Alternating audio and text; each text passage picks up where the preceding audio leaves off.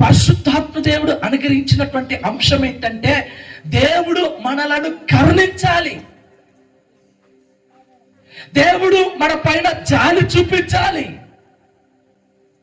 దేవుడు మనల్ని ఆదరించాలి, దేవుడే మనల్ని బలపరచాలి, దేవుడే మనల్ని స్థిరపరచాలి, దేవుడే మన కుటుంబాలలో ఉన్నటువంటి కన్నీటిని తొలగించాలి, దేవుడే మనకు కలిగిన వేదన, సమస్య, చిక్కులు, ఇరుకులు, ఇబ్బందులు అన్ని కూడా తీసివేయబడాలి. అర్థమవుతుందా నా మాటలు? హల్లెలూయా. దేవుడు కరుణించేంత వరకు మన కన్నులు ఎవరి వైపు ఉండాలి?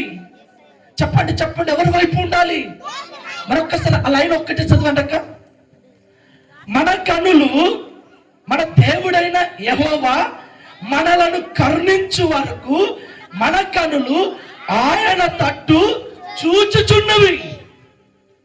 ఈ రాత్రి ఈ సభకు కూడి వచ్చినటువంటి నీవు,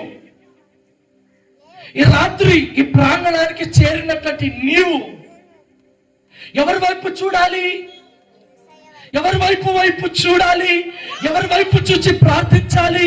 ఎవరిని కరుణించమని అడగాలంటే సజీవుడైనటువంటి యేసు క్రీస్తు వైపు చూడాలి. యేసు వైపు చూసి యేసయ్యా నన్ను కరుణించు, యేసయ్యా నన్ను బ్రతికించు, యేసయ్యా నన్ను కాపాడు, యేసయ్యా నాకున్న స్థితిని మార్చు అని దేవుని మాత్రమే అడగాలి.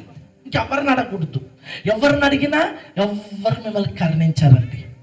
స్తుతి కీర్తనీయుడా, ఘనమైన నీ ప్రేమ నా హృదయ వీణపై శృతి చేసి పాడనా.